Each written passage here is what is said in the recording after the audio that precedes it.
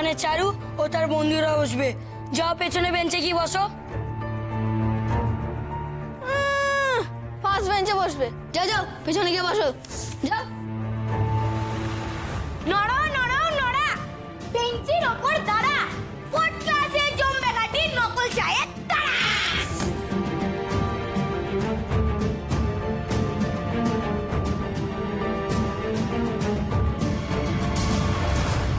মন খারাপ?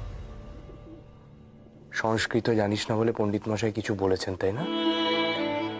না মিস দাদা, আমি হেড স্যারকে কথা দিয়েছি, আমি আর ভয় পেয়ে পালাবো না। আমি জিতবো। আমি বাংলা এবং সংস্কৃত দুটোতেই ফার্স্ট হব, সবার মনও জয় করব।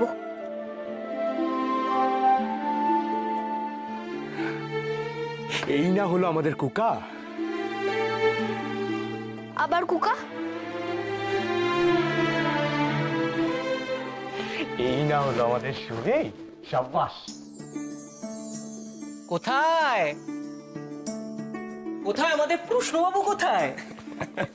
এই সুরেশ, এই প্রশ্নবাবু কোনো আছি এই বাড়িতেই থাকে বুঝি? প্রশ্নবাবু তো আমাদের সুবি, সুভাষ প্রশ্নচন্দ্র বসু, যার মনে গুচ্ছ গুচ্ছ প্রশ্ন। আর এই সুবির উত্তরদাতা হলো স্বয়ং শ্রী শ্রী শরৎ উত্তরচন্দ্র বসু। সুরেশ, তুই আমাকেও ছাড়বি না? তুমি কি পর্দাদা বলো তো? এসব শুনে তুমি দাঁড়িয়ে দাঁড়িয়ে হাসছো। এই হ্যাঁ, এই আমার না ভারী অন্যায় হয়ে গেছে সুরেশ, তোরও কিন্তু অন্যায় হয়েছে। আচ্ছা এইসব কথা এখন থাক। সুবি, তোর নতুন স্কুলের প্রথম দিনে কি ঘটলো সেগুলো বল আমাদের। থাক,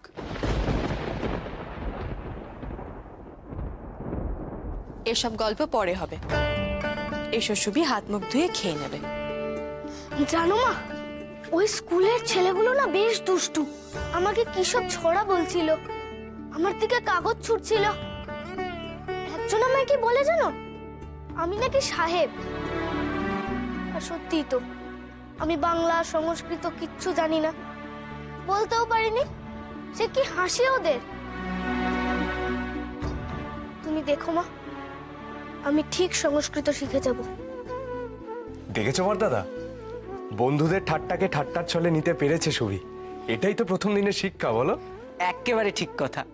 এবার কিন্তু খেয়ে নিতে হবে সুবি, হাত মুখ ধুয়ে। মানদা, মানদা, সুবিকে খেতে দে। সুবি, এই সুরেশ, তুই সুবির সঙ্গে একটু গল্প কর, আমি আর তোর মেজদাদা একটু আসছি। চল শরৎ, চল। সুবি, তাহলে তারপর কি হলো বলতো? তারপরে একটা ছেলে বেঞ্চের উপর উঠে পড়লো, দিয়ে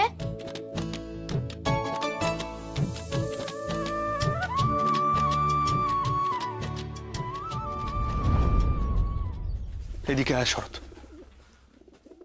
সকলের সামনে তোকে বলতে পারছিলাম না,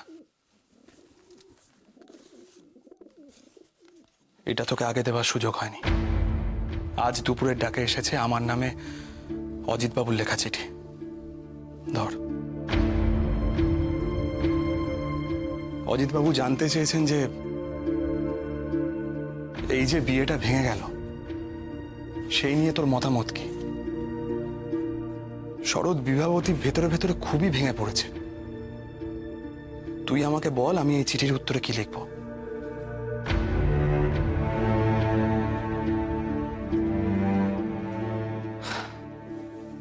শরৎ, এখনো তুই মুখ ঘুরিয়ে থাকিস না। আমি একটা কথা বলবো, তুই শুনবি ভাই? তুই এই বিষয়টা নিয়ে মায়ের সঙ্গে খোলাখুলি কথা বল। তুই মাকে বল যে তুই তুই অন্যত্র বিবাহ করতে পারবি না। আমি নিশ্চিত শরৎ, মা তোর কথা ফেলতে পারবেন না। এতে মা কতটা কষ্ট পাবেন বলো তো?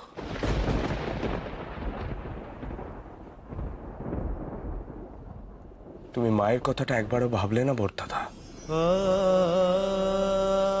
আমি যদি মায়ের সামনে গিয়ে কথা বলি তাহলে মা হয়তো ভাববেন আমি মায়ের মতের বিরুদ্ধে দাঁড়াচ্ছি। সেটা তুমি কোনোদিনও করিনি। আমি তো জানি শরৎ, শরৎ এর আগেও তো এরকম পরিস্থিতি তৈরি হয়নি। আর মায়ের কথা যে একদমই ভাবছি না তা নয়, তবে সত্যি কথা বলবো, বেচারি বিভাবতীর কথা ভাবলে না আমার আমার মনটা খুব খারাপ হয়ে যাচ্ছে। আর এটা তো সেদিনই স্পষ্ট হয়ে গেছে যে বিভাবতীর মনমতাকে একদমই পছন্দ নয়। কিন্তু ওর মা ওই বিলেত ফেরত মনমতোর সাথেই অন্যের বিষয়ে এত আলোচনা করা ঠিক নয় বর্দাদা।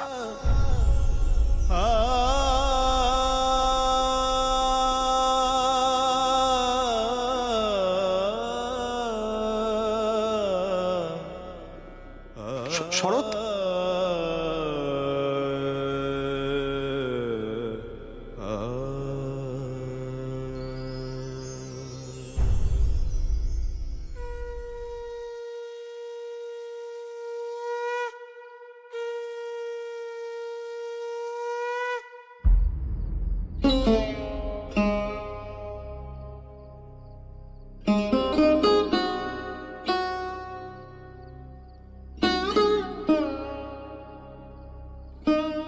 বিভামা, ও বিভামা, ও মা, বর সন্ধেবেলা এরকম করে বসে আছিস কেন? হ্যাঁ, কি কাণ্ড দেখো। আচ্ছা, এই সেলাই টেলাই সমস্ত ছড়িয়ে রেখেছিস কি রে? ও বাবা, ছুঁচো তো এখানে আছে, দেখো তো ফুটে যাবে তো। আচ্ছা, কোনো মানে হয়?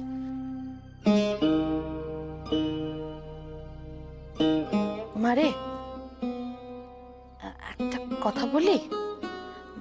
বলছিলাম কি যে তোর বাবা, তোর দাদা, ওরা তো সবাই ভাবছেন যে আমি বাড়াবাড়ি করছি, কিন্তু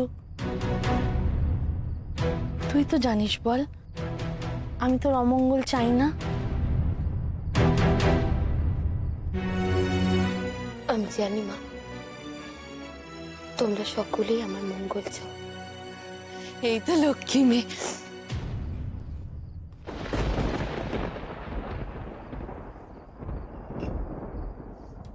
বিভা,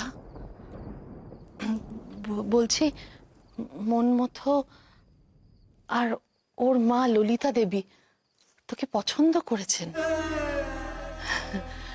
মনমতো তো ব্যারিস্টার, ওদের ম্যানচেস্টারে একটা বাড়ি আছে। তাছাড়া তুই কলকাতায় থাকতে পারবি, স্বাধীনভাবে চলাফেরা করতে পারবি, আমাদের সঙ্গে যখন তখন দেখা করতে পারবি। আচ্ছা, ওই কলকাতা থেকে কটক যাওয়ার কি কোনো মানে হয় বল? আমি এই এত কিছু ভেবে চিনতে তবে আমি মনমতোর সঙ্গে তোর বিয়ের সম্বন্ধ করেছি মা। বলছি, ললিতা দেবী আর মনমতো ওরা আসছেন, মানে ওরা জগন্নাথ দর্শনে যাবেন পুরীতে। আমি ভাবছি ওদের সঙ্গে আমরাও যাই। শোন না, সামনাসামনি তাহলে একটু কথা বলে নিতে পারবি? না না, কোনো তাড়া নেই, কোনো তাড়া নেই। তুই ভেবে নে, তুই ভাব, আমি একটু আসছি।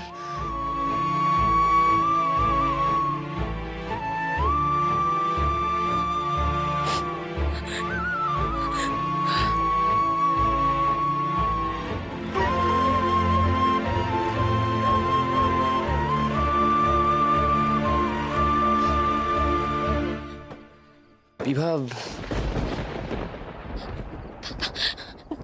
দাদা, মা যে মনমতো বাবুদের সাথে পুরীতে যাওয়ার পরিকল্পনা করছেন, কোনোভাবে কি তা আটকানো যায় না দাদা? দাদা দেখো না, তুমি কিছু করে আটকাও না, তুমি ঠিক পারবে। আটকানোর শেষ পথটা তো বন্ধ হয়ে গেল।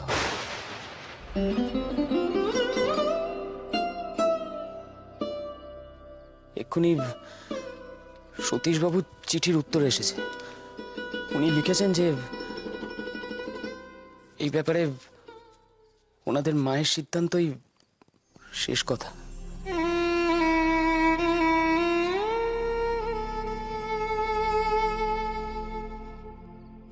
অজিত,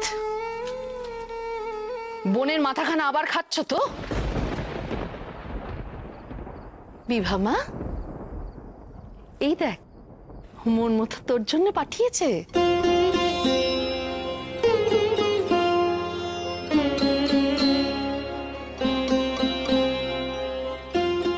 ফিরপোর পেস্ট্রি, একটুখানি খেয়ে দেখ মা, দেখ ভালো লাগবে।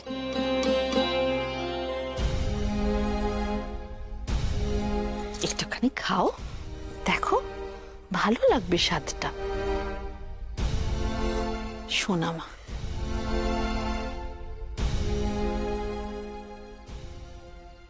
আমরা কবে রওনা হব? রওনা রওনা হব মানে?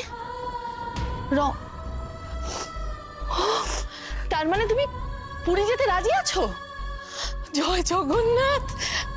ওগো শুনছেন, আমাদের মেয়ে মনমথর সঙ্গে পুরী যেতে রাজি এদের বসে হয়েছে। তুই এসব কি করছিস বিভা? এই কথাগুলো তো তোর মনের কথা নয়। মনের কথা বাদ দাও দাদা, মা যা ভালো বুঝছেন তাই করুন। বিভা, আমি খুব ভালো করে জানি যে তুই শরৎবাবুর ওপর অভিমান করে কথাগুলো বলছিস। বিভা বিভা, এমন তো হতে পারে যে তুই যে এরকম মার ওপর রাগ করে মার সিদ্ধান্তটা মেনে নিচ্ছিস, শরৎবাবুর ক্ষেত্রে হয়তো এমনটাই ঘটছে।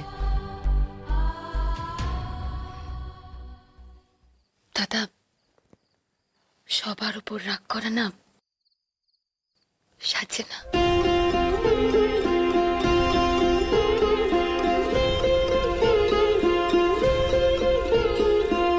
খাও।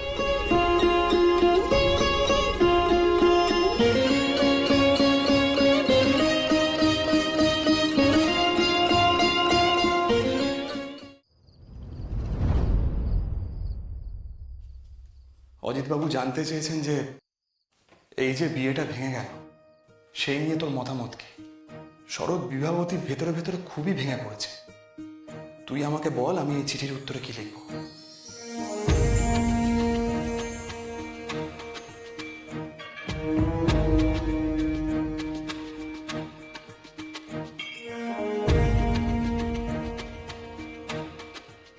কল্যাণী আশু বিভাবতী।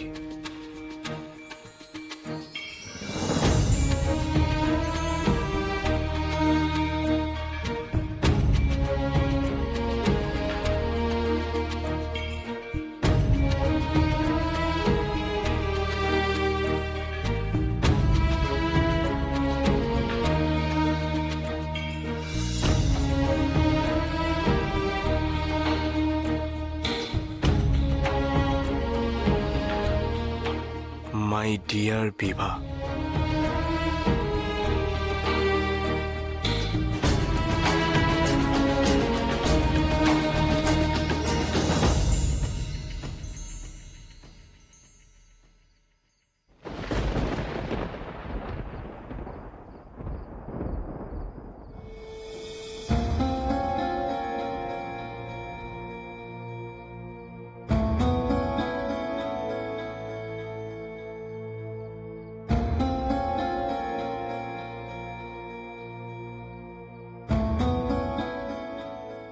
কল্যাণী আশু বিভাবতী, আমি বেশ বুঝিতে পারিতেছি আপনি আমার বিষয়ে কি ভাবিতেছেন, কিন্তু আমার পক্ষে মায়ের বিরুদ্ধাচরণ করা সম্ভব নহে।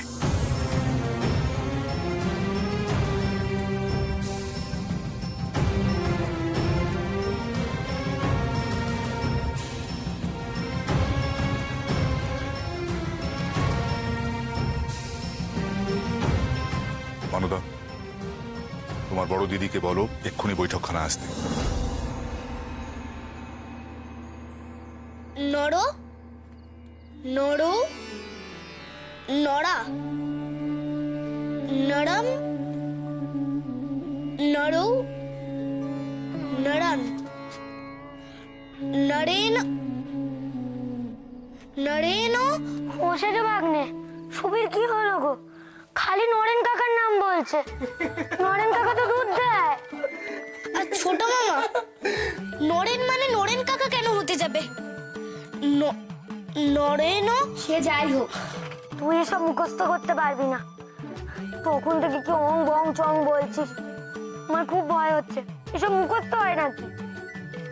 আহারে, বেচারা আমাদের সুবি কি বিপদেই পড়েছে। আমি পর্যন্ত পণ্ডিত মশাইয়ের বেত খেয়েছি সংস্কৃত ক্লাসে। আর উপরে এত রাত্রিবেলা এত শব্দরূপ মুখস্থ করে তুই পারবি কাল স্কুলে বলতে? যা, আবার পরেরটা ভুলে গেলাম। নরেন, এত কথা বললে হয় না। নরেন, ও সেজে দাদা বলো না, আমি আর বই দেখবো না। নরেন, নরভ্যাম নরই। বাবা, কি শক্ত পড়া! ঢং ঢং করে ঘন্টার মতো বেজেই চলেছে। ও সুবি বাবা, তুমি তুমি দুধটুকু খেয়ে নাও দেখি। হ্যাঁ, না হলে এই শক্ত শক্ত পড়া মনে থাকবে কি করে? দুধ খেলে তবে না মাথায় বল হবে, তাই না? এই যে মামা বাবু, আপনি দুধটা খেয়েছেন? বাস সুবি, মানদা মাসি তাহলে সমাধান দিয়ে গেল। দেখ, দুধ খেয়ে যদি বুদ্ধি খোলে। তুমি হাসছো শেষ দাদা? কাল আমার স্কুলে এটা মুখস্থ বলতে হবে। জানো তো, ছেলেগুলো আমার দিকে কেমন ভাবে একটা তাকাচ্ছিল। আর সত্যি তো, আমি বাংলা সংস্কৃত কিচ্ছু জানি না, কিচ্ছু শিখিনি। কিচ্ছু শিখিসনি মানে? তোর থেকে ভালো ইংলিশ কেউ পারবে? ইংলিশে যে তুই বেশি নাম্বার আনবি, কার বেলা? আর বাংলা সংস্কৃত? সংস্কৃত আমাদের আদি ভাষা। না না, আমাকে মুখস্থ করতেই হবে। মিস দাদা ভালো মুখস্থ করাতে পারবে না? মিস দাদার কাছে বরং পড়ে আসি। সুবি, সুবি, আমি তো আছি, আমি তোকে পড়িয়ে দেব। তুই বস, বস না, বস ওখানে বস।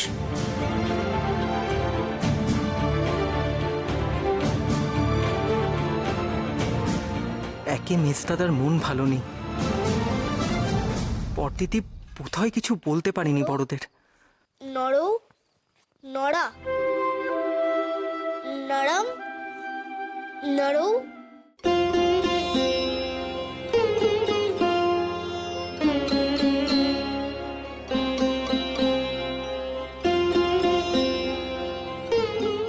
আমায় ডাকছিলেন? এসো প্রমিলা।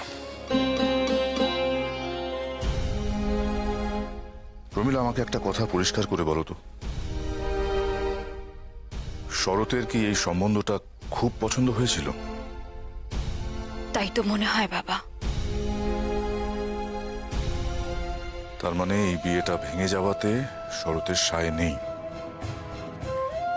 আসলে বাবা, কলকাতায় হোস্টেলে থাকতে অজিত বাবু অনেকবার ওদের হোস্টেলে এসেছিলেন এবং শরৎ আর সতীশকে ওনাদের বাড়িতে নিয়ে গিয়েছিলেন। সতীশ আমাকে ফিরে এসেই সবটা জানিয়েছিল এবং আপনার সাথে কথা বলতেও বলেছিল। আমারই কথা বলা হয়নি। তার মানে এই নিয়ে তোমাদের ভাই বোনেদের মধ্যে আলোচনা হতো? প্রমিলা, সতীশ শরৎ যে ও বাড়িতে যেত, তাদের যে যাওয়া আসা ছিল, সেটা আমায় জানাওনি কেন? আসলে বাবা, আমি বুঝতে পারিনি ওদের বিয়ে নিয়ে এত সমস্যা হবে, তাই আর ওদের মেলামেশায় কোনো বাধা দিইনি। বাবা, বাবা আপনি একবারটি কিছু করুন বাবা। বিভাবতী বড় ভালো মেয়ে, আর আমি ওর সাথে কথা বলেছি। আমার বিশ্বাস এই বিয়েতে ওর মন থেকে সায় আছে। এখন যদি এই সম্বন্ধ ভেঙে যায় তাহলে তো বিভাবতীর জন্য খুব লজ্জাজনক হবে বাবা। আর আমরাও তো ওর চোখে ছোট হয়ে যাব, শরতের মনটাও ভেঙে যাবে। সবই ঠিক ছিল প্রমিলা, কেন যে দেগিন্নি চিঠিটা তোমার মাকে লিখতে গেলেন? এই চিঠিটাই যদি অক্ষয়বাবু আমাকে লিখতেন তাহলে আমি অন্যভাবে বোঝাতাম ওদের। কিন্তু এখন তো সব গন্ডগোল হয়ে গেছে। তোমার মাকে বোঝাবো কি করে বলো তো? তুমি তো জানো তোমার মায়ের মান সম্মান আর 5 জনের থেকে অনেকটাই বেশি। তিনি শুধু নিজের ছেলেদের কথাই শোনেন। বাবা, আমি শরৎকে অনেকবার বলেছিলাম মাকে বোঝানোর জন্য, কিন্তু শরৎ রাজি হয়নি। হ্যাঁ, তা হবেন কেন? মঞ্চে সবার সামনে দাঁড়িয়ে উনি দেশ আমাদের মা বলে ভাষণ দিতে পারেন, অথচ নিজের মাকে বোঝানোর এলেমটুকুও নেই। মাঝখান থেকে বিভাবতী ভুগছে বাবা। আমার কিন্তু বেশ লেগেছিল মেয়েটিকে। আমারও। রূপে স্বভাবে ভারী স্নিগ্ধ ছিল। এ ঘর আলো করে রাখতো প্রমীলা, সে মেয়েটা।